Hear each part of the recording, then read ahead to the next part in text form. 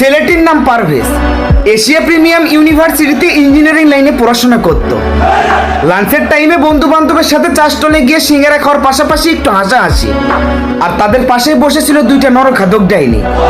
বন্ধু বান্ধব একসাথে থাকলে একটু হাসাহাসি একটা স্বাভাবিক ব্যাপার, কিন্তু তার এই হাসিটা যেন তার মৃত্যুর কারণ হলো। কিছু সাবরি পোলাপান আছে না, যারা মেয়েদেরকে ইমপ্রেস করার জন্য সবকিছুই করতে পারে। আজকে দুইটা কলঙ্কিত মেয়ের জন্য কতগুলো ফ্যামিলি নষ্ট হয়ে গেল, কতগুলো ফ্যামিলি ধ্বংস হয়ে গেল। দুবাইয়ের শেখ মেহেরাকে চিনো, যার নিচের তেনা বহন করার যোগ্যতা তোমরা রাখো না। তার দিকে তাকিয়েও কত মানুষ হাসাহাসি করে। কই আমরা কখনো তো শুনিনি যে তার হাসির কারণে কাউকে সে মেরে ফেলেছে। তোমরা কি হয়ে গেছো? তোমাদের কি এত বড় ইগো যে তোমাদের ইগোর কারণে আজকে কয়টা মানুষ নষ্ট হয়ে গেল?